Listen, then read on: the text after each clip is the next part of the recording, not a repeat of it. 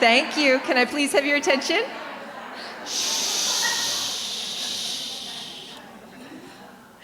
Now, let's return to our resilient stories of successful women of influence. We've heard about reconstructing through authentic transformation and preventing crisis by building strength before you need it. Our final speaker today demonstrates the profound impact of cultivating the environment you wish existed. Lara Aman Mattey is the founder and owner of Ivory Tree Portraits, a thriving family portrait studio with locations in Newtown in Bucks County and Wayne. A 2023 Women of Influence Award winner and one of my business besties. Lara's success stems from her willingness to take bold steps and her commitment to authenticity in a world of digital filters.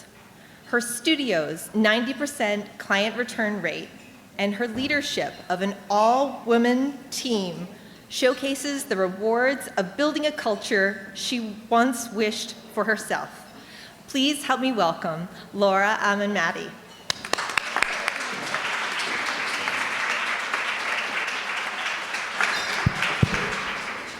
Thank you. As always. Okay, hands up. How many of you are successful? Come on. Right? I see some hands that should be up there. Right now, are you successful because you have the right job title? Because you make the right amount of money? Because people think you're successful, right? Because you've built the life that you want?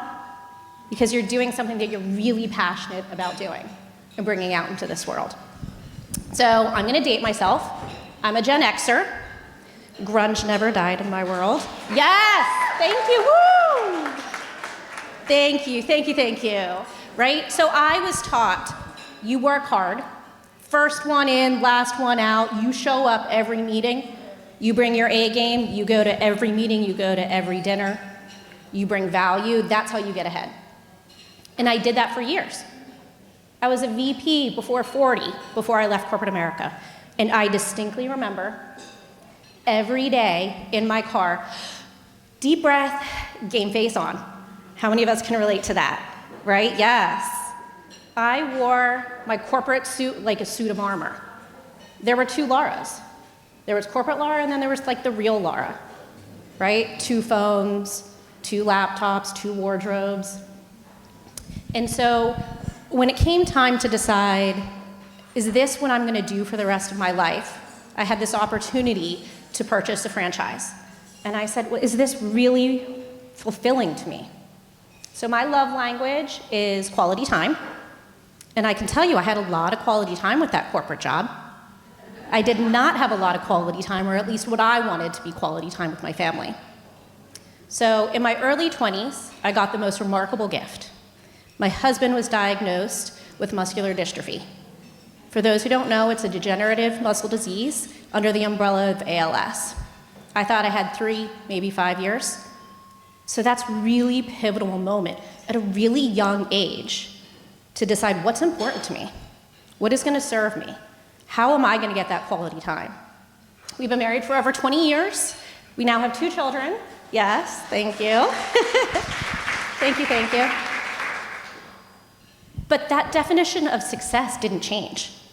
What changed was, do I have the ability to meet those 2 Laras together, right? So now I can have 1 Lara, not corporate Lara, and then like the real Lara, right? Can I have quality time with my family? So when the time came to purchase a franchise, I did it. I thought, this is my opportunity. I get quality time, right? I get to build what I want. And this is where my rising from the ashes story starts. So I'm gonna be really honest with you. I never share this part of my journey because in my separation agreement from the franchise, I have a gag order where I'm not allowed to discuss why I left the franchise. So I'm gonna have to let that part of the story speak for itself.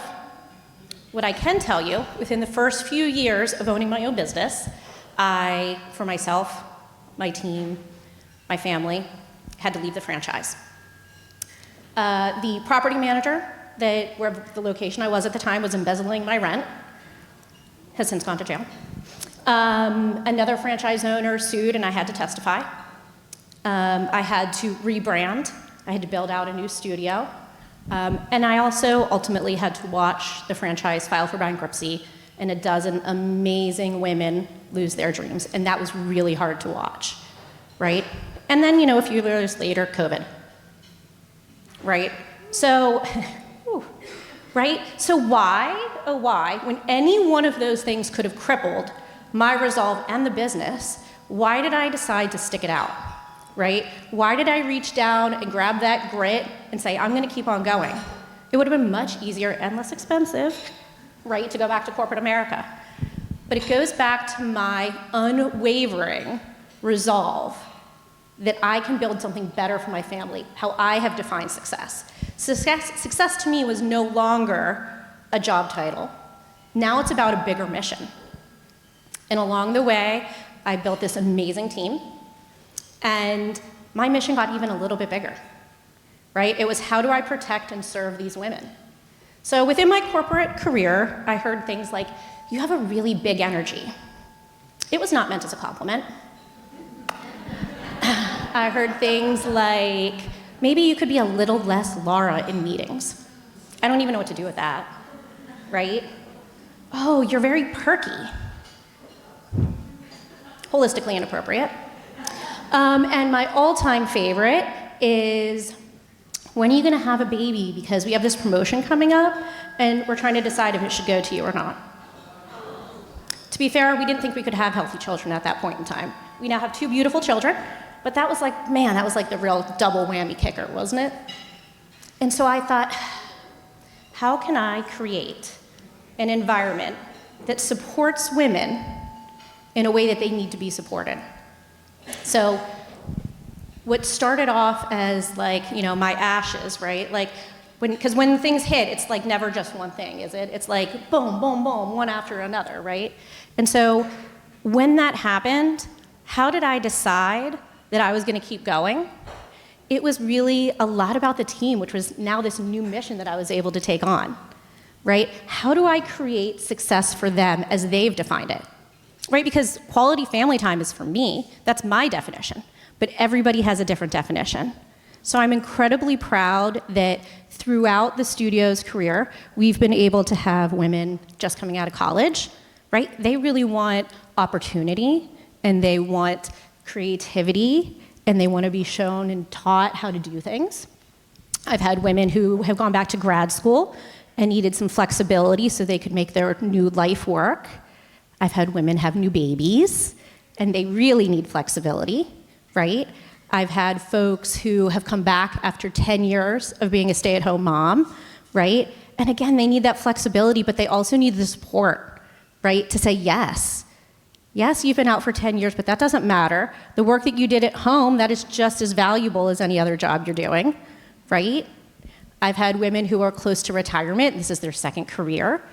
So all across these different journeys, what I've been able to do is create an environment that not only it's okay, but it's encouraged to stand up and say, this is what I need to be successful, this is what I want, and it's okay that it changes, right? As our life changes, what our needs are changes. So I have folks that are part-time, folks that are full-time, folks that are remote, folks that are flex hours, some that come and are seasonal only, right? So what started off as this like, man, like how could I take one more hit, right? Really gave me the opportunity to create something even bigger and better than I imagined. So at the end of the day, life is hard. Things get hard, right? And it's not about what how you react, it's about how you decide to react to those hard things. And it's about deciding what you want to create that's even better when you rise from the ashes.